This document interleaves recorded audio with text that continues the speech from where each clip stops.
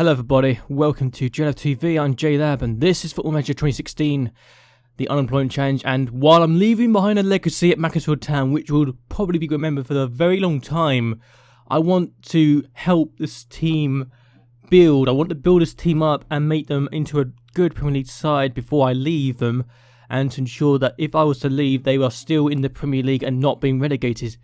But we're now looking at expanding the stadium as well, which is a sign of progress for us, because I told them we were probably going to be losing money if we didn't expand the stadium, and they realised that and agreed to it. So they said something about 7,000 seats. I'm not sure that how much they're going to expand the stadium to. I hope that's not the case. I hope they're going to expand the stadium by 7,000 seats.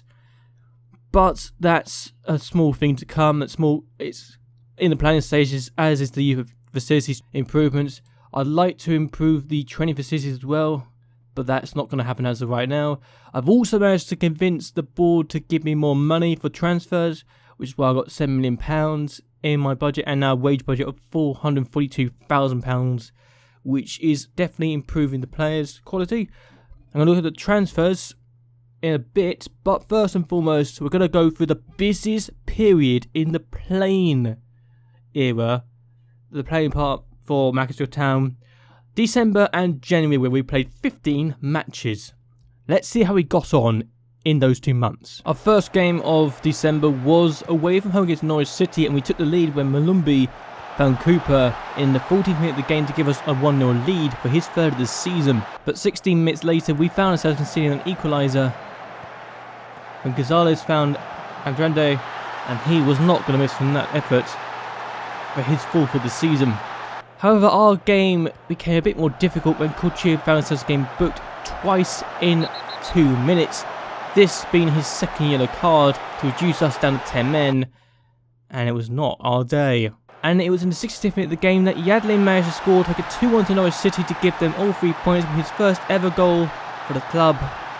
It just didn't help, especially with the fact that Norwich are also a team we needed to beat desperately in order to keep ourselves away from the relegation zone.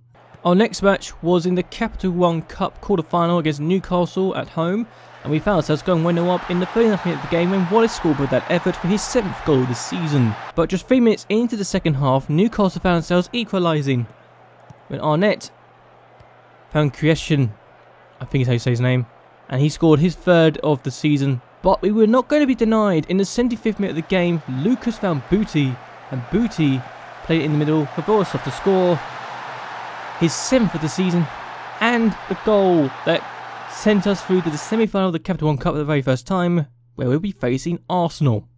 Our next match was at home to Southampton in the Premier League, and we found ourselves losing the game when Sanabria scored the only goal of the game with that effort for his 4th of the season to give Southampton all 3 points that we did not want to lose. It was rather frustrating, as we said. Our next match was at home against Newcastle in the Premier League, this time looking to get 3 points against them, and we did when Malumbi scored with the 2nd goal of the season to give us all 3 points with the only goal of the game. Our next match was away from home against Chelsea, and we needed to try and get a point against them when Montoya found Neil, who scored his 6th goal of the season in the 59th minute of the game. I knew things were going to go away. And things got a bit worse when Eden Hazard got on the ball in the 74th minute of the game. Neil, I don't know what happened there, but I think it was the ball found its way to Hazard, who scored his 9th of the season, and we just didn't recover from that, and Chelsea managed to beat us, to no surprise of anyone.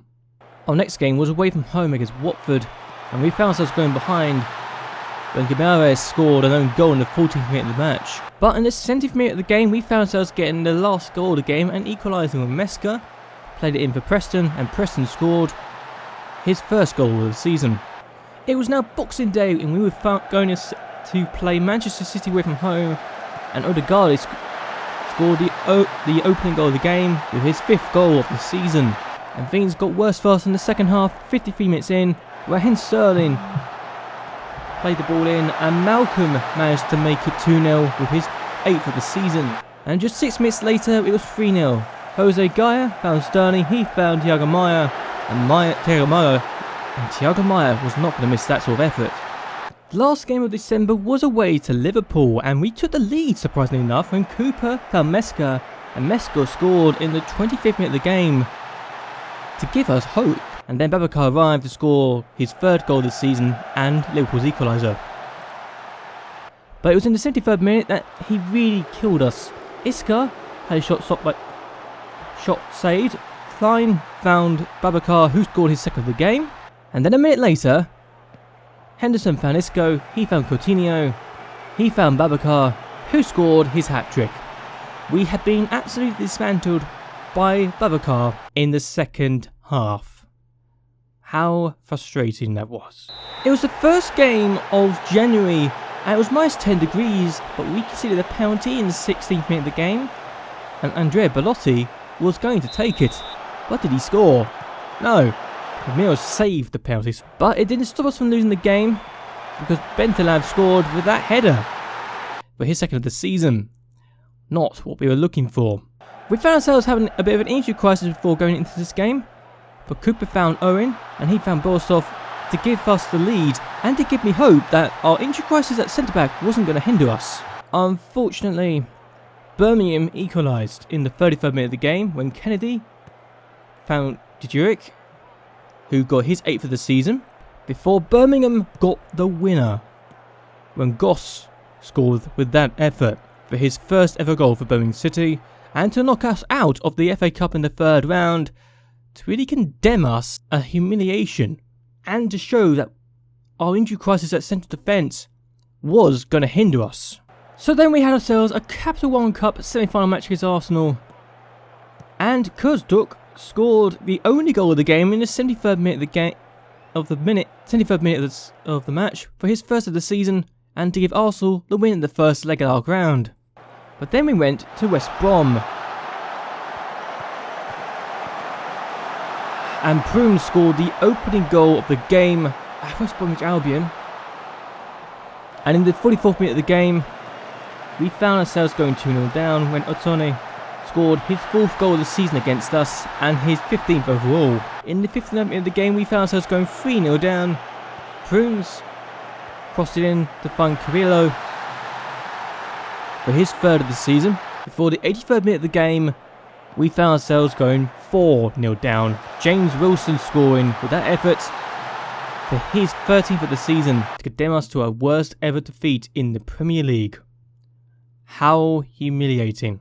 So our next game was at home to Leicester City and we found ourselves going 1-0 down in the 5th minute of the game when Giamai scored with that effort for his 1st of the season. But we got given a penalty in the 30th minute of the game and Courtier stepped up to take it and he scored it to give us the equalising goal for his 1st ever goal for the club. But then Leicester went down to 10 men. Johnny was sent off for a 2-footed tackle to give us a numerical advantage, but we still went behind even though they had a man less than us. Augustinson found Giamai, who scored his 2nd of the season and 2nd of the game, but we were not going to be behind for long. Tony Cooper's cross found Borisov and he scored almost immediately for his 9th goal of the season. And then in the 76th minute of the game we found ourselves going 1-0 up. We found ourselves going ahead for the first time in the game and Kieran Preston scored with that effort for his 2nd of the season to give us a win against Leicester City. A much needed win, it has to be said. So then we went to Stoke City and we took the lead inside the 30th minute of the game when Borisov scored with that effort for his 10th of the season.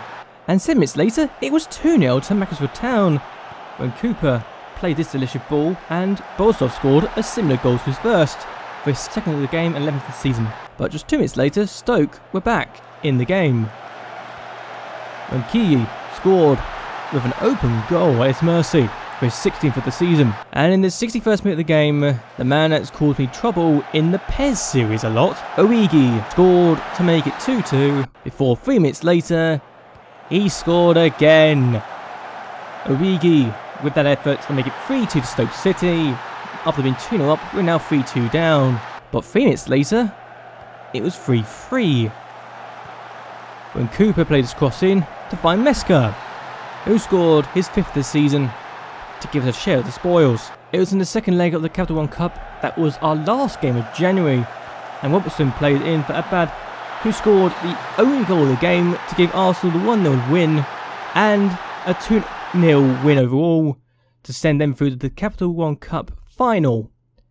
Again, to face off against Man City, who we probably would have lost to anyway, but yeah, I'm just happy we were even able to get to the semi-final in the first place, where frankly, it was quite an achievement on our part. However, we have brought some more players in.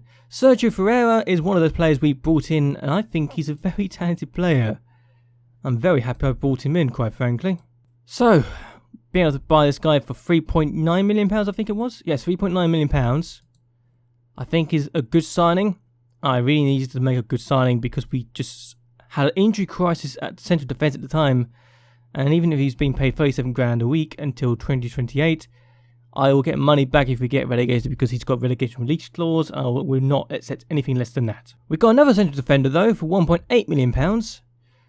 Pablo Capuelli, I think is how you say his name. But I bought him for £1.8 million. He's now worth 4.3, so bargain there if we get anything out of this guy. But he is not as good as... We've got 4 central defenders now. He's probably the second best apparently, so that's nice. According to him, but yeah, second best defender. And I think we have got a good...